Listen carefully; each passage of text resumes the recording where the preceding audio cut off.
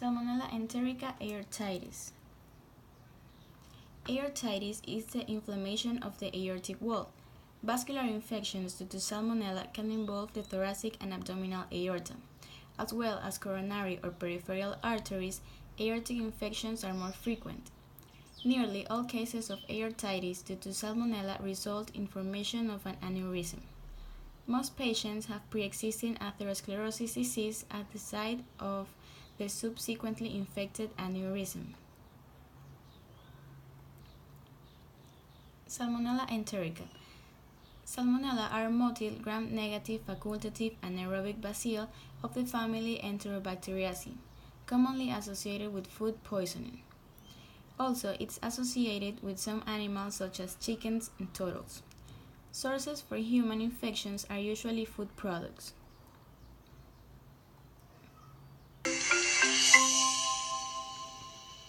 Salmonella is a group of bacteria that can infect animals and humans. The bacteria was first identified in the 1800s and named after an American scientist called Salmon. Salmonella belongs to a group of bacteria called gram-negative bacteria. They're shaped like rods and can have flagella to help them move around. There are over 2,500 different types of the bacteria.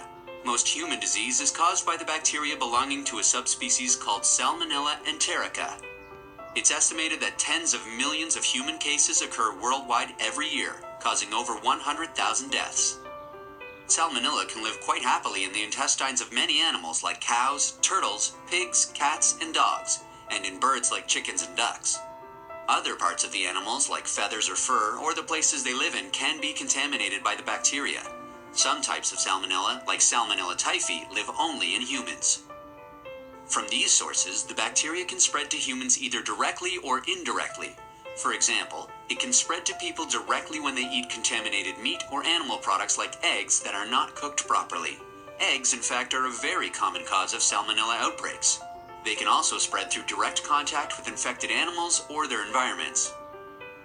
Salmonella can also spread indirectly by contaminating water, other foods, utensils like knives and cutting boards, or the hands of someone who handles food. Salmonella is one of the most common causes of foodborne diseases in the world. People with Salmonella infection can also spread the infection to others. Sometimes people can have Salmonella for a long time without showing any symptoms. So what does Salmonella cause? It can cause two broad types of disease depending on the type of Salmonella that causes the infection. These are typhoidal and non-typhoidal salmonellosis. Let's have a closer look. Typhoid fever and paratyphoid fever is caused by either Salmonella typhi or Salmonella paratyphi A, B, or C. These two illnesses are similar. When these bacteria are ingested, they can enter the bloodstream, leading to symptoms like high fever, stomach aches, headaches, loss of appetite, or a rash. These symptoms usually occur from between 8 to 14 days after being exposed to the bacteria in typhoid fever and 1 to 10 days after being exposed for paratyphoid fever. In some cases, it could lead to serious complications like bleeding from the intestinal tract or infection of the brain. The elderly and those with weakened immune systems are at a higher risk of complications.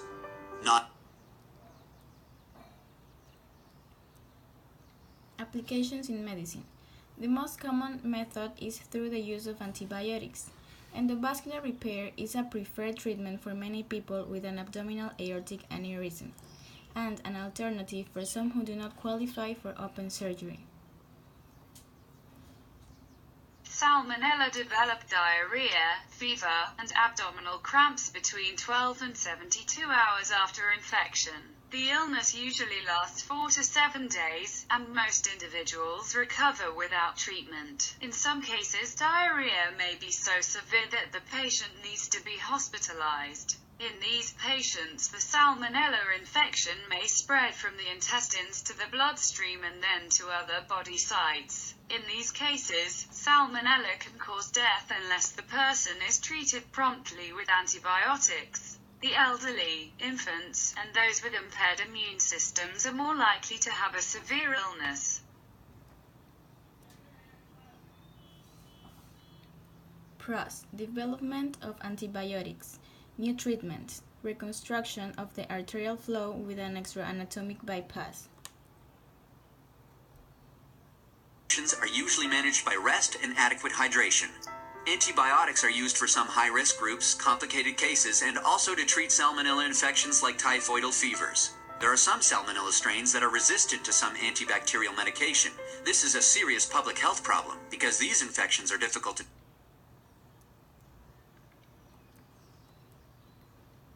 Cons. The rising use of antibiotics to promote the growth of feed chickens has caused a rise in antibiotic resistance. Vascular insufficiency. Antibiotics without surgery are not effective and are associated with a very high mortality.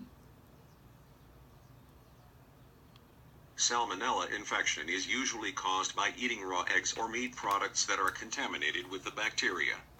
There's an incubation period of a few hours to up to 2 days, followed by symptoms that can usually be classified as gastroenteritis, an inflammation of the stomach or intestines.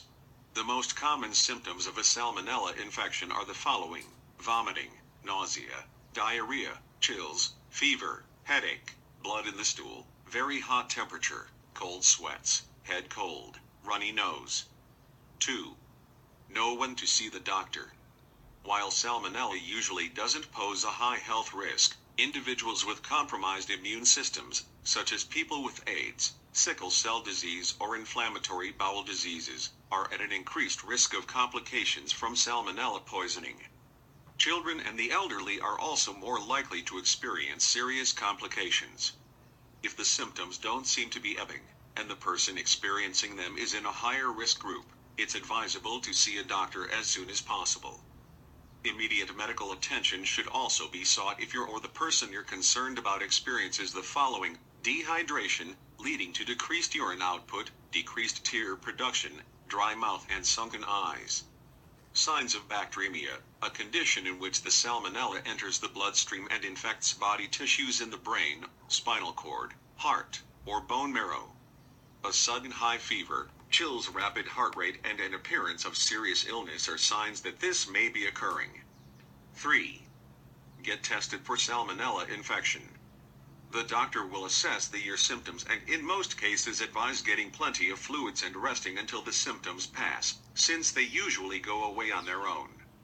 If the doctor determines a test is necessary, a stool sample will be tested to determine whether it contains salmonella. The doctor may also decide to test a blood sample to determine whether bacteremia has occurred.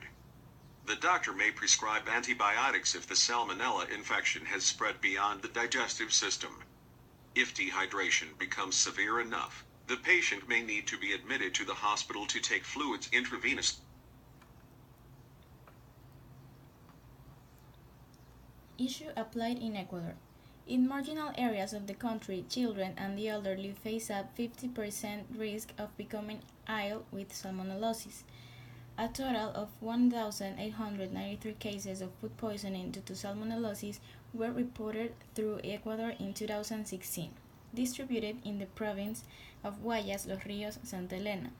The age group most affected can range between 20 to 49 years of age.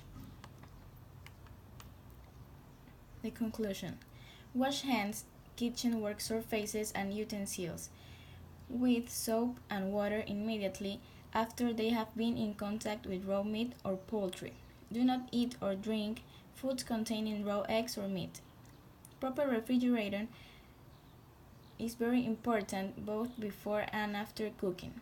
Take into account the pathological background and clinical findings. Hands, especially before handling food, during food preparation, after using the toilet, and after contact with animals or those who are sick. People with salmonella infection can spread the infection as long as the bacteria are present in their feces. They should not prepare food for others if they have symptoms and seek advice from their healthcare provider on when they can go back to work, school, or childcare. This is especially important for food handlers and those who care for vulnerable people.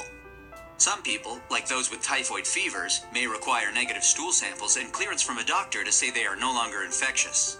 There is vaccine that can protect specifically against typhoid fever. Salmonella infections are usually diagnosed by identifying the bacteria in stool samples or blood. Other types of blood tests, like those that check for antibodies, are sometimes used but are not as good. In some instances, salmonella can be isolated from sites like brain or urine if these sites have been infected. Uncomplicated Thanks for your attention.